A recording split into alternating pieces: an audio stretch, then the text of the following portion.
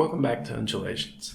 So this week I really wanted to start a series of tutorials about the Arturia Microfreak, but I feel like I'm just not there yet. I'm still going through the manual and hope to do that next week. Now, this week instead, I just wanted to talk a little bit about the No Coast Controller contest that Make Noise Music hosted on Instagram. I did a submission of that, just a 1-minute clip, and it was selected. I think 5 people were selected. Got this nice t-shirt and some cool stickers, but really want to talk about what I did and improvement or modification to it that I've done since then, and feel like it's sort of an interesting thing to share. So first, check out the submission.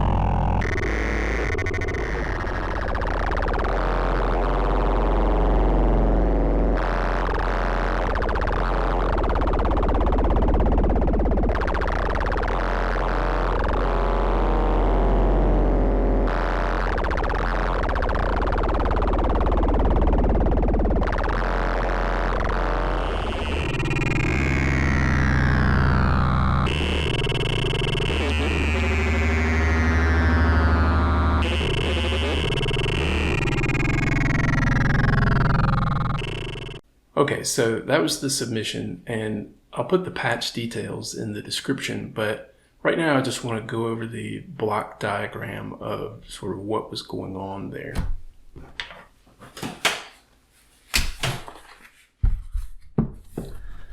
So on the No Coast, you've got the slope module, which is basically an envelope, and so I'm taking the CV out of that and having that control the little bits motor. So on this block diagram, got a dividing line here where things are No Coast on this side and little bits on this side.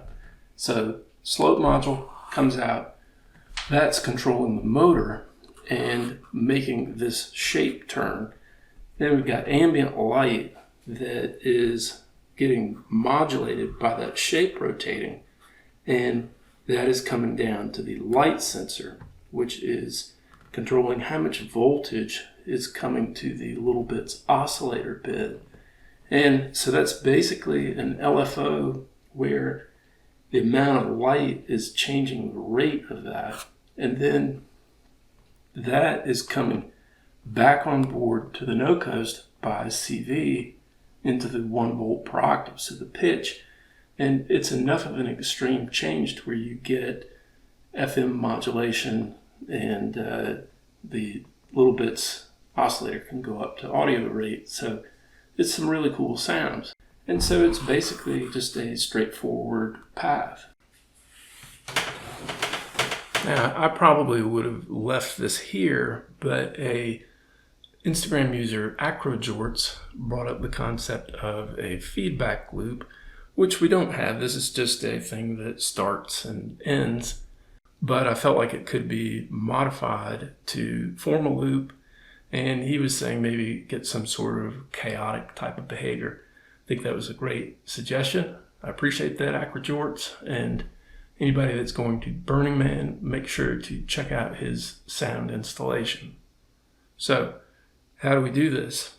The slope module has got a time input. So, all I'm going to do is tap a little bit of the CV off of here and send that into the time. And what that will essentially do is close the cycle here, and I think it's going to be something that is pretty interesting. So I'm going to hook that up and you guys take a look at it.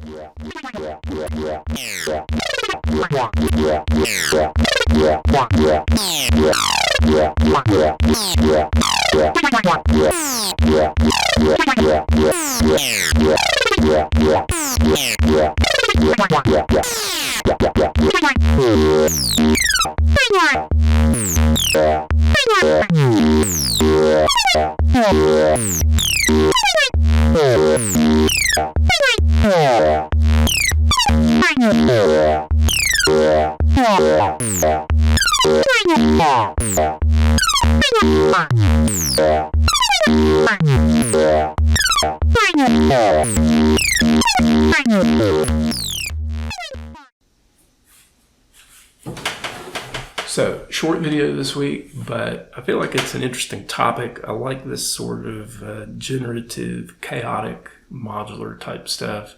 I think this is basically sort of an elaborate, mildly elaborate Krell patch. You're getting variations in pitch and rate that sort of go together.